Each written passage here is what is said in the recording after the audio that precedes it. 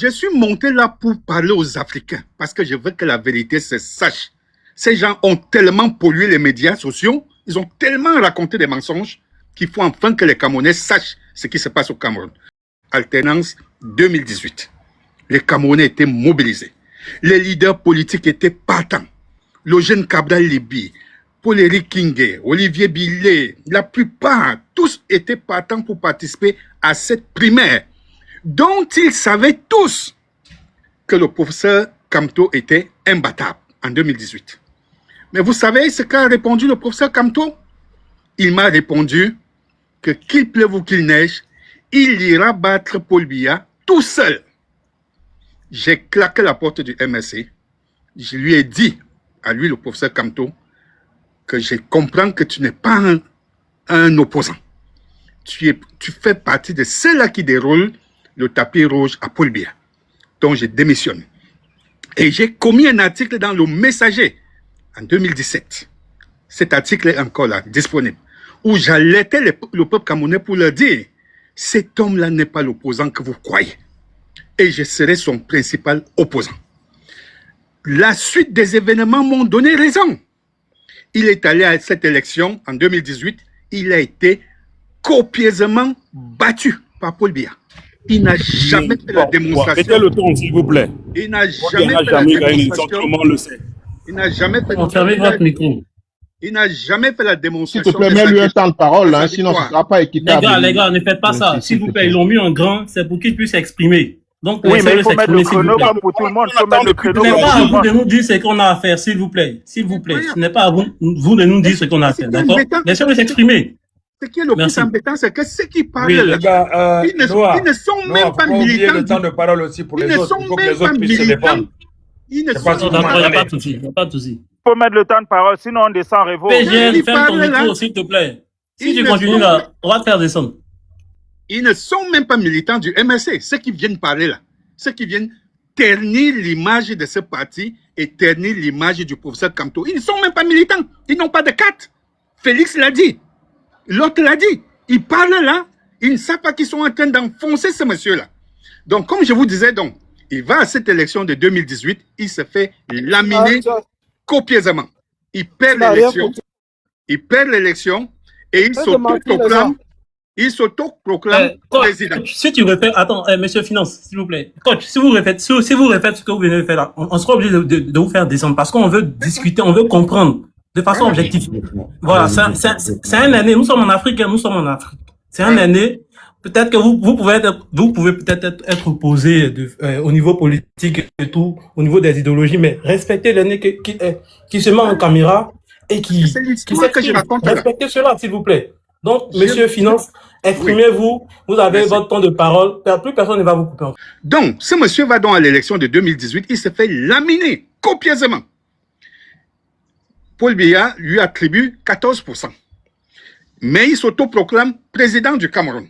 Ils font du boucan, de 2018 à pratiquement 2025. Ils n'ont fait que du bruit. Ils n'ont fait que distraire le peuple camerounais. Les élections municipales et législatives arrivent. Ce monsieur dit à ses militants que nous allons aller aux élections municipales et législatives. Il mobilise tous ses militants. Les gens sont prêts à aller à ces élections. Je connais des anciens camarades qui ont mouillé le maillot parce qu'ils étaient prêts à aller à ces élections.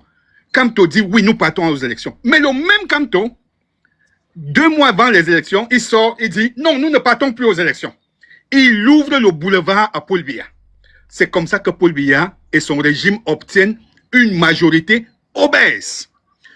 Kamto sait bien que en boycottant cette élection, il ne pouvait pas participer à l'élection de 2025. Il faut le savoir, les Africains. Donc lui-même, par ses incohérences, par ses paradoxes, par son manque de flair politique, ce monsieur a boycotté les élections de 2020.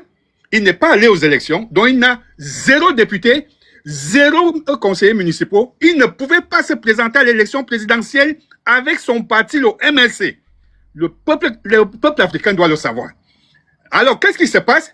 Il laisse croire aux Camerounais que, malgré ça, il va aller quand même aux élections présidentielles avec un fameux concept qu'il a inventé, le mandat impératif. C'est-à-dire, il peut aller déloger des députés dans d'autres partis et les faire entrer dans son parti et aller aux élections. Toujours est-il qu'avant les élections présidentielles, il n'a même pas pu tenir parole. Il est sorti de son parti. Il a quitté son parti, le MSC, pour aller entrer dans un autre parti, le parti du président Anissé Kane, qui est mort. Ce grand monsieur lui a dit, moi je te donne mon parti pour que tu ailles aux élections. Je vous assure, l'ingratitude. Et ce monsieur vient de mourir, il n'est même pas allé au deuil. Vous voyez l'incohérence d'un homme. Donc, on vous laisse croire que non, le régime l'a empêché d'aller aux élections. Non, ce n'est pas le régime. Ce sont ses propres incohérences et paradoxes. Ce monsieur déroule le tapis rouge à Paul Biya parce que toutes les actions qu'il prend, c'est pour aider le régime en place. Parce que quand il boycotte les élections, Paul Biya obtient la majorité obèse. Cette fois-ci maintenant, en 2025, le président Issa Chiroma Bakari, comment il arrive dans la scène politique? Moi qui vous parle là, le docteur Jean-Marie Floganzana, je fais partie de ceux qui ont écrit le manifeste pour la rupture et la transition refondatrice, dont le programme que porte le président Issa Chiroma Bakari a été écrit par moi, par le professeur Bilé, par Célestin Jamen, par Cabral Libi, par Balegen Kote, par Akeremouna. Tous ces leaders politiques, menteur, si tu sais Cabral Libi, c'est faux. Cabral Libi est aussi candidat à l'élection. Est-ce que ce vaurien peut se taire? Est-ce que ce vaurien peut se taire? Donc, nous sommes donc assis, nous avons écrit un livre qu'on appelle le Manifeste pour la rupture et la transition refondatrice. C'est nous qui écrivons ce programme. Le président Issa Chiroma Bakari, enfin politicien, je vous assure. Parce que moi, lorsque ce monsieur se déclare candidat, je suis de ceux qui ne croient pas en lui. Je suis parmi ceux qui disent que, mais non, pas lui. Pas lui qui a travaillé avec le régime Biya. Mais, pendant que nous cherchons donc un candidat, toujours avec le même concept des primaires que je voulais imposer au Cameroun, les leaders ne s'entendent pas. Monsieur Finance, votre temps de parole est terminé. Essayez de chuter. L'histoire est très importante. Si vous pouvez m'ajouter 2 minutes pour vous raconter l'histoire. Non, il a parlé quasiment 10 minutes. Ça devient beaucoup. Et on a besoin de réagir face à autant d'attaques. C'est quoi ce désordre? Fermez vos micros. Il est là. Moi, je te dis une chose. Si quelqu'un continue à vouloir semer des désordres, moi, je vais le retirer du non, c'est pas la peine. C'est parce que c'est des moments chauds. C'est des personnes directement concernées. Oui, mais quand quelqu'un accuse le parti, on doit quand même réagir. Vous n'allez pas museler les gens. Tu vas réagir. Ne t'en fais pas. Tu es sur le live. Tu vas réagir. Vous avez dit que vous allez réagir. On va laisser le doyen chuter en 30 secondes. Noah, c'est eux qui sont dans le raison parce que le doyen a terminé son temps de parole. Il faut qu'on soit sérieux.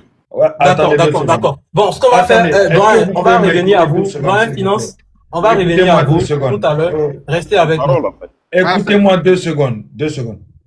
C'est eux qui sont dans la raison parce que le doyen a terminé son temps de parole. Maintenant, on demande après eux qu'ils rajoutent, qu'ils acceptent que le doyen ait 1 ou 2 minutes pour terminer, s'il vous plaît. C'est comme ça, Noah. Sinon, si on leur impose... Il va devoir attendre. Je ne suis pas d'accord. Il va devoir attendre. Moi, ce que je dis, s'il vous plaît, attendez. Moi, ce que je dis, il ne faudrait pas qu'il y ait quelqu'un qui nous apprenne à gérer le live, en fait.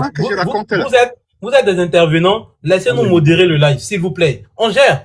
Allez-y, monsieur. Ouais, on distribue la parole. Donc, rapidement, en 1 minute, rapidement, s'il vous plaît. Parfait. Donc, j'étais en train de dire aux Africains comment le président Issa Chiroma Bakari arrive là.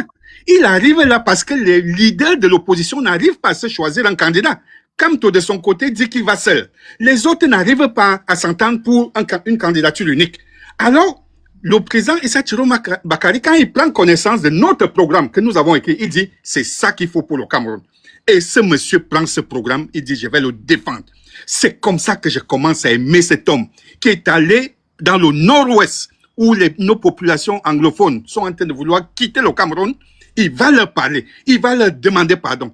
Il a démontré combien de fois il est un grand homme. Et le peuple camerounais seul s'est levé comme un seul homme pour choisir ce monsieur.